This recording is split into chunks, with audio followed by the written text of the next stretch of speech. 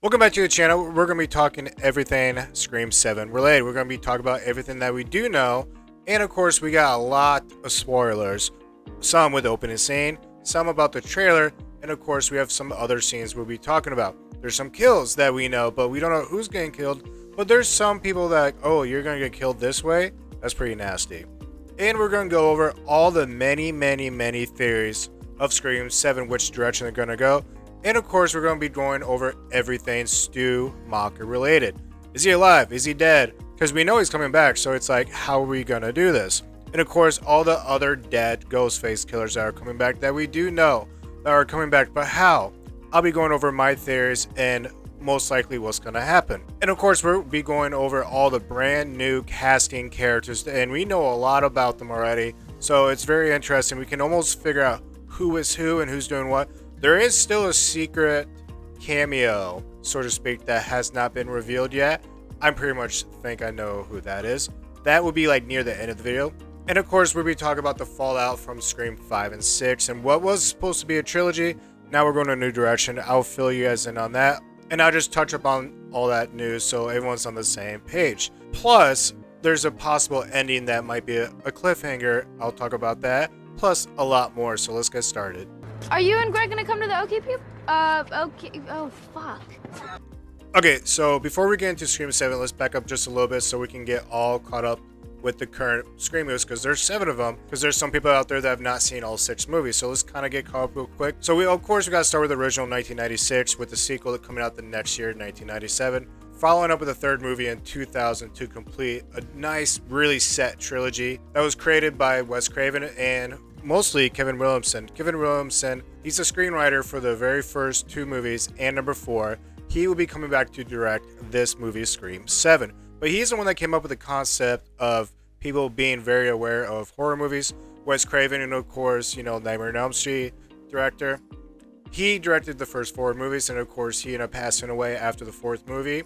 That is why these 4 movies are what I consider the Wes Craven era. You really just had a lot of people coming back from these 4 movies, which makes a horror movie, it's really unique, because a lot of horror movies, with each new movie, you get a new director, a new cinematographer, new editor, new composer. It's always different, especially in a horror movie, like the special makeup effects. That's why you get a new Jason mask, Jason look, and a Michael Myers new mask every single time. This is a new person. But Scream, all 4 first movies, they were pretty much the same. That's why they feel the same. Okay, so after those 4 movies, of course, Wes Craven died. So we came up with a new direction for Scream 5 and 6. And of course, like in 5, when they say for Wes, for the character that died, that's really a for Wes Craven, which is a beautiful nod. To Wes!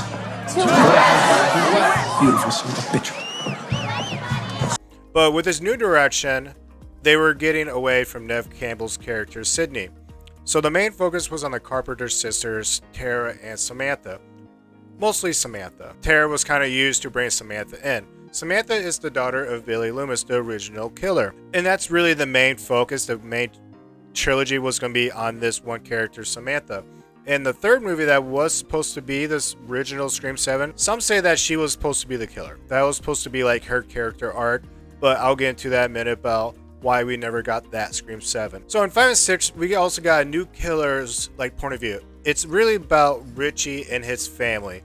Richie was the first killer in number 5, and the second killer in 5 was Amber. She's the one that was living in Stu's house, which was a nice bring it back to Woodsboro, Stu's house. That was pretty sweet. But then in 6, you got Richie's dad, brother, and sister are the 3 killers in 6. So it's like pretty much Richie's family were the killers in 5 and 6, because like Richie wanted to make a horror movie that was pretty much real life scenes. So that was the main focus for 5 and 6. And of course, the big thing with 6 is we never got Neve Campbell. Neve Campbell was a huge story because that was the first movie that she never came back. It was all because of the money dispute. So that was one huge thing about 6. And with 6 being in New York, which is nice, because 5 brought it back to Woodsboro, which is nice. Like I said, they went to Stu's house. That was awesome. But then 6, they left Woodsboro and went to New York City. So really 5 and 6 had their own different feel. And we had a new composer, Brian Tyler. He is like one of the greatest composers of today's world. He is not coming back with Scream 7. I'll be talking about who that composer is in a minute. Alright, so now let's talk about the fallout that was supposed to be the original Scream 7, but now we're getting a whole complete new direction. It really started with Marissa Barrera when she got fired. Because the next day, literally at 24 hours later, Jenna Ortega, she said she's leaving the project. Mostly because she said it was the scheduling conflicts, but really I think it's down to the money. Because she became a big star after she did 5 and 6. But I really think it was just too coincidence that it was 24 hours after her co-star got fired. I think she's just like, I'm done, see you later. And then we had a new director, Christopher Landon. This was his dream job. Because you gotta realize in 5 and 6 we had brand new directors that wasn't Wes Craven, obviously. Those guys were awesome. They ended up doing Abigail, Radio Not. I love their style. I cannot wait to watch more of their movies down the road. But this new director that we were supposed to have was Christopher Landon. It was his dream job, and he ended up leaving December of 2023. He was just fed up with all this drama, and it sucked because he really wanted to do this. And then we get a SAG writing strike. So that put another damper into Scream 7. So at this point, we're like, what is going on with Scream 7? For a couple months, it just went downhill, super fast. Because I was a guy where I actually enjoy 5 and 6. I really do. So the studio that owns Scream, Spyglass, they did the recent Thanksgiving movie. Thanksgiving is an institution here. They need to find a new director. They need to find a new direction. They need to win the audience back. Because at this point, the audience, like me, we were kind of like, dude, what's going on in Scream 7? We had a good thing going. I like this. Now it's going downhill quick. So the studio, they do what is a really safe bet, but I like it, is they hired Kevin Williamson to direct this movie. Kevin Williamson, like I said earlier, he wrote and created really the whole atmosphere of Scream. He wrote 1, 2, and 4, but he was directing his first movie, so that's why he wasn't there for 3. But he came back in 5 and 6 as the executive producer. So he's been here really the whole time instead of part 3. And in my opinion, the worst movie of the franchise, but it's not a bad movie though. So he's coming back. And then the next thing we get is Neve Campbell. She, like I said, she was not part of 6 because the money dispute. She's coming back, she's getting paid, and she's getting the executive producer credit. So she is getting the money, the recognition, she is getting like the script approval, like she's doing awesome. She's getting what she deserves. So right there we got those two back. So that's a good start. And then we find out that the composer, Marco Beltrami, he was the composer for Scream 1 through 4. He is coming back. He is also the composer for Logan, A Quiet Place 1 and 2, The Nun 2, Scary Stories Tell in the Dark, Joyride, The Shallows, The Faculty.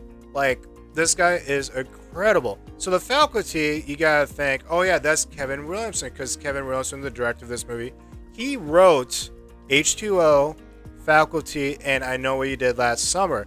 So those are his vibe, and it seems like Kevin Williamson and Marco Beltrami, they're kind of like buddy-buddy. So it's nice of him coming back, getting the original composer. Alright, so now I want to talk about actors that are coming back that we do know. Like I said, Neve Campbell's coming back as Sid, and we're going to get Courtney Cox. She's been in every Scream movie. She's the only one. Eventually, she's going to die. There's no way she's going to like live all the way to like Scream 12. Eventually, she's going to die, but she's coming back. The Core 4. Little slumber party with the Core 4. Core 4? Yeah. Did you just give us a nickname? I sure did. From 5 and 6. That's, the Carpenter sisters, and then Chad and Mindy, the twins. Chad and Mindy are coming back, which actually was kind of a shock. I'm not going to lie, but it took them a minute, but they're coming back. And supposedly, they're going to be Gail's, interns. So it's going to be Gail and the twins, kind of a duo. Of course, we're getting Roger Jackson back as the voice, the very iconic voice. Who wrote the original book that the Stab movies are based on? I guess him and Courtney Cox are the only ones that have been in every single Scream movie, but he's behind the camera. But we've been getting a lot of good Ghostface, like in 5 and 6. They really gave him a good dialogue. He's not just using one-liners, so that is awesome. I'm curious what they're going to do with that. And now some returning faces that you're going to be like, wait, I thought you died. Stu's coming back, and I'm going to get into Stu in a minute. I got a whole thing about Stu. So Stu Macher's coming back, Roman Bridger's coming back, the killer in the 3rd movie, and also the half-brother of Sidney. Roman Bridger, director. And brother. Dewey's coming back. We all love Dewey. We know he got slaughtered in 5, and that was like, man, I mean, you really set the tone high when he got killed. That really sucked. Well, maybe you're the killer. Because that cut deep.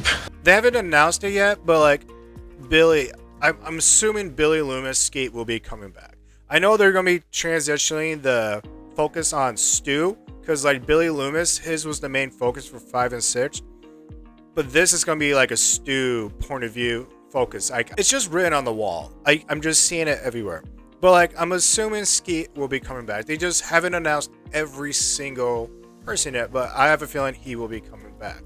All right, let's talk about some new characters, some new actors that will be coming in that we know. Isabel May, she's playing Sydney's daughter in this movie. I heard that Sydney's having more than one daughter, but this is the only one that I know for sure. And Isabel May, I love Yellowstone, one of my favorite TV shows. In their prequel, 1883, Isabel May, she's like the main character, the main focus on that. Awesome. So when I heard she was in this, super stoked. We get McKenna Grace, and McKenna Grace, she's going to be in the up-and-coming Five Nights at Freddy 2, and she was in Ghostbusters, the Conjuring movies. I love McKenna Grace. She's actually becoming a really good actress. Anna Camp, she is supposedly going to be Sydney's neighbor, BFF, but secretly, I think that's Stu Macher's sister. I will get into that down the road. So we knew Sydney was having her husband, Mark, back, and they tried to get Mark Kincaid back from number 3, because we know that her husband is Mark. We just don't know the last name, what they look like. We've heard about it in 5 and 6. But they couldn't. So they got Joel McHale to replace Mark Kincaid, and they're going to name him Mark also.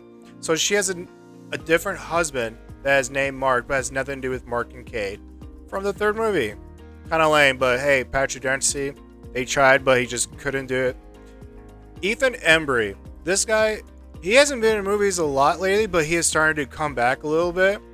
I like him a lot. He's been in a lot of great movies. Put $1 in, I got a car. I put $1 in, I got a car. I put $1 in, I got a car. I put $1 in, I got a car. Okay, I think I get it. So the next 2 people I want to talk about, these people are supposedly going to be in the opening scene, and I'm going to talk about that after a few more things. But it's Michelle Randolph, and like I said, 1883 Yellowstone prequel. They also have 1923 Yellowstone prequel, and she's in a new series on Paramount Plus with Landman. Trust me, watch it. She's freaking awesome, and she's gorgeous. She is in this, and she is supposedly going to be in the opening scene. She might be one of Sid's daughters. I don't know, but it'd be cool. And then Jimmy Tortle.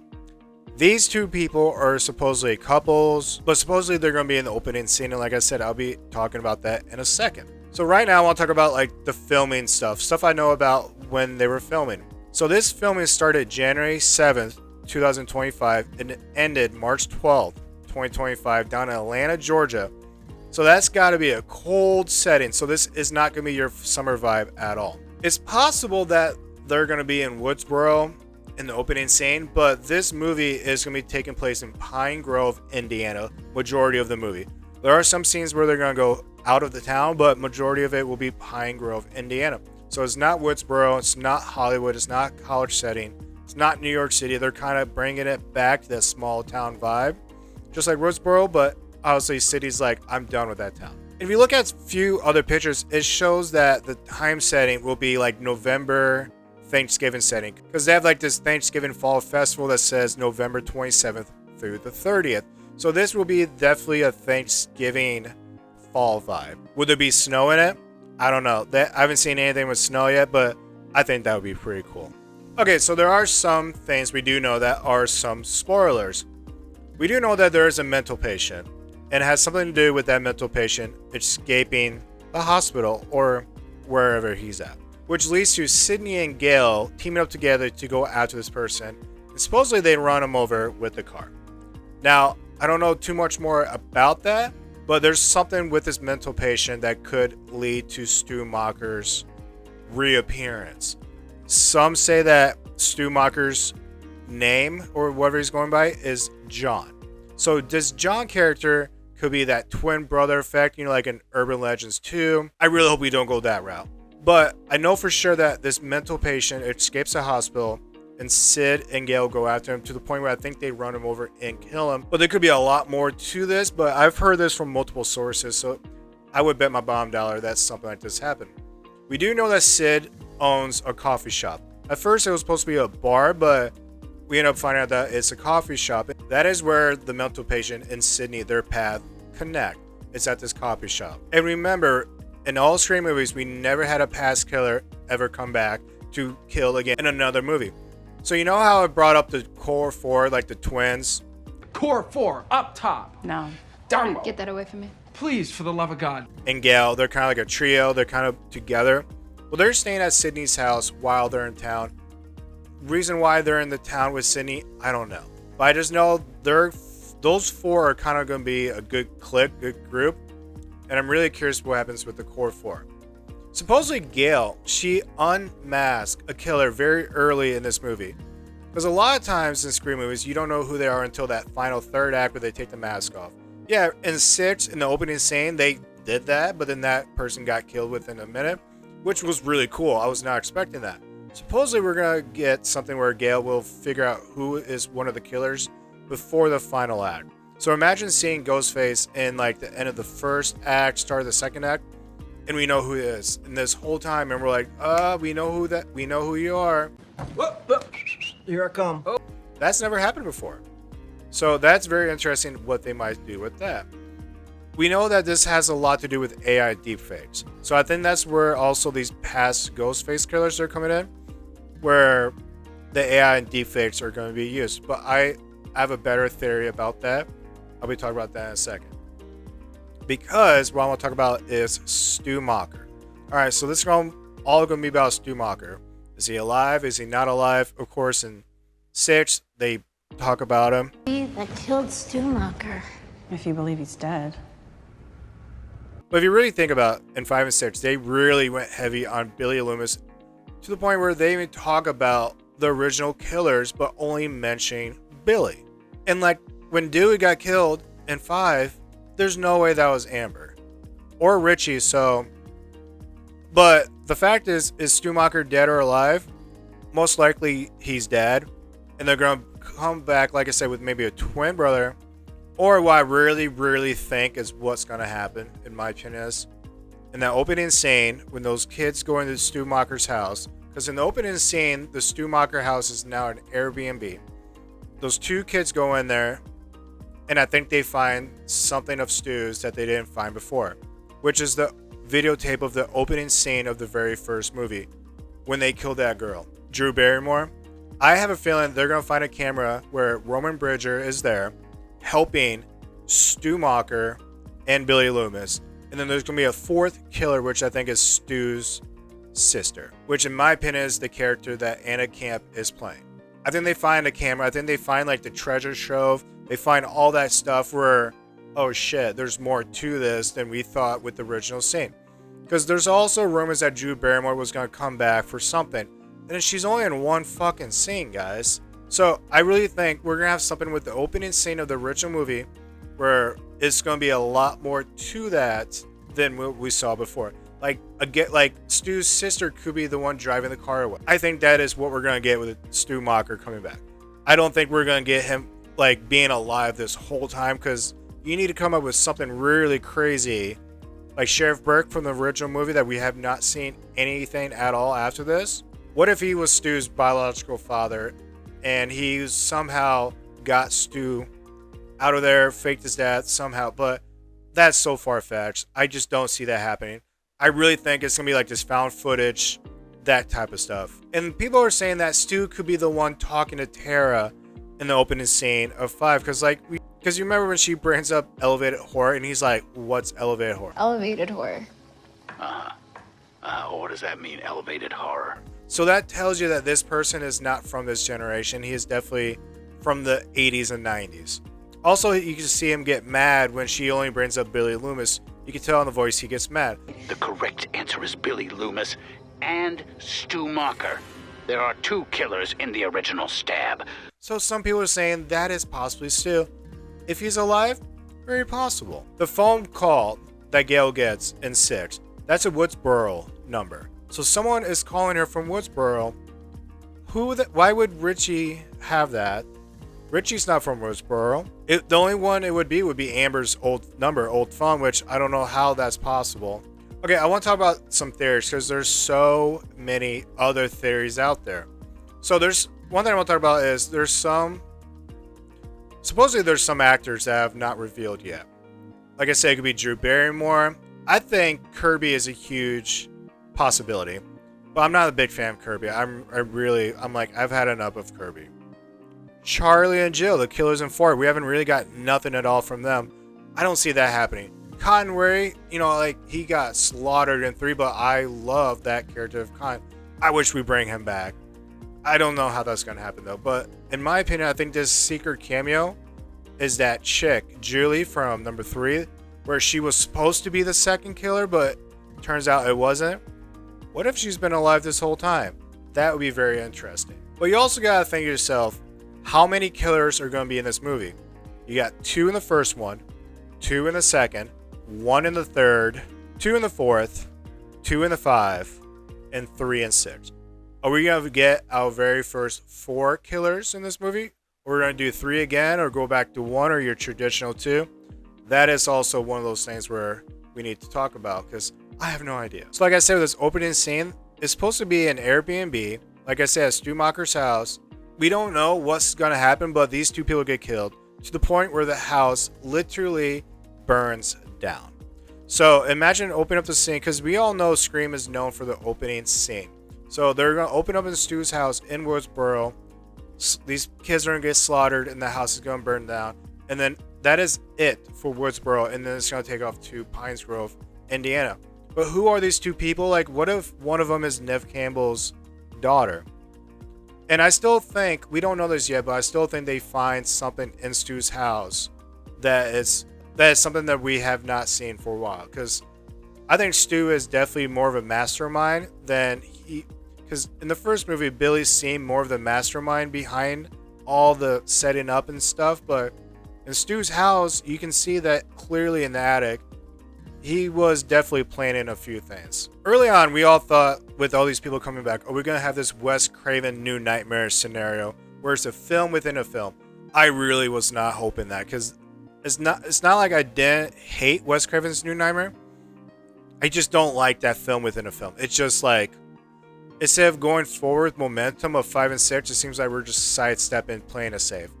I really hope, and I don't see that happening. I'm not really getting that vibe so far. Are we going to get the Halloween 2018 effect, where we have the original movie, and then it tweaks it a little bit to the point where we're going to get a different sequel and a different third movie? Like, are we going to start off this movie, Scream 7, with a different opening scene, like the opening scene from the original movie, but it's going to end differently, which is going to lead us to have a different sequel? I don't think that's going to happen. Not by what I'm seeing, but it's very possible. Are we going to see something like a flashback with Roman tracking down his mom, Marie? And that is why they're half siblings. Because we don't really see that him meeting his mom, because supposedly he met his mom and she just rejected him on the spot. Are we going to get a flashback of that? Because we know Roman's coming back. Are we going to get something of Roman approaching Billy and Stu? Are we going to get something with Roman coaching Billy and Stu? That would be really cool to see, just them together. Dewey is coming back. So we know Dewey's coming back, but we don't know how. I think this has something to do with that opening scene, because like he could be one of those officers arriving on scene after the murders.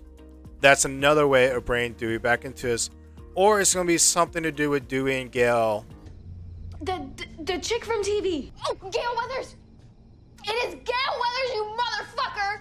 A video flashback, because these Scream movies, you gotta have Dewey and Gail. That's just like a combo for a Scream movie. We didn't have Dewey in 6, and you just felt that absent, and it really sucked. Are we gonna see something about Stu directing the kids in number 4 about making a movie? Because we all know making a movie in 4, 5, and 6 was like a subtext, a little side story to the main thing. We have to finish the movie. Who gives a fuck about movies? Are we gonna get a flashback of Stu, with Richie and his friends talking about making the movie? Are we gonna get something about Stu killing his nephew Vince? Because Vince was killed in 5. I can see Stu killing Vince because Vince was a Ghostface killer, but he was being too stupid about it, too dumb about it, kind of like a mobster, a gangster being out in the public when they're supposed to be like low key. And Stu's like, dude, I had enough of you. Kill you. You're done. Another huge one that we have not seen is Sydney's mom. Her death scene.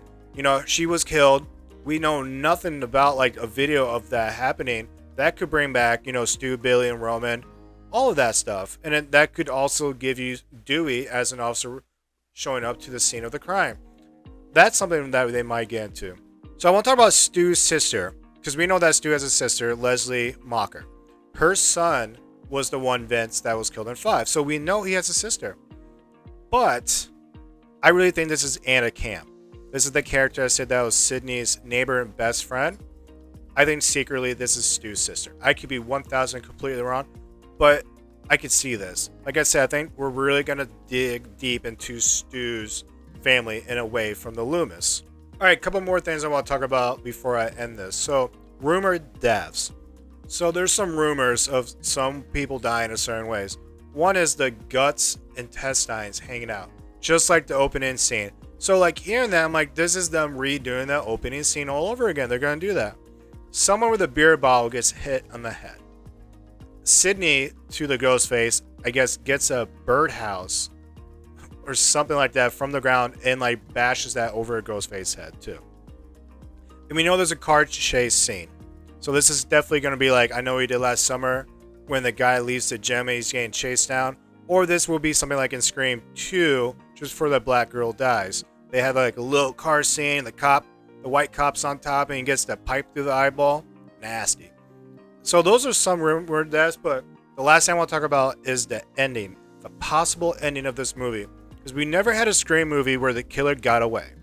We also never got to the point where we knew who the killer was and they survived. Because like I said, we never had a Ghostface killer come back into this next movie. We've always had new Ghostface. Or imagine if we ended this movie on a Ghostface we didn't know who it was. So we could have a possible Ghostface unmasked, surviving. A possible Ghostface wearing a mask, survive, that we don't know who it is. I think we're going to have one of those. Because I see this, because they already say that Scream 8, it's pretty much a green light. It's going to happen sometime in 2027. Because as fast as they made Scream 7 after 6, because 6 made decent good money, they want to keep these movies going. They love this franchise, so 8 will happen, and I can see them ending this movie, Scream 7, on a good cliffhanger or like, oh shit, we need to talk about this type moment. But that is everything I know about Scream 7. But if you like this kind of stuff, like, subscribe, you guys know how this stuff works. And until then, I hope you have a good day.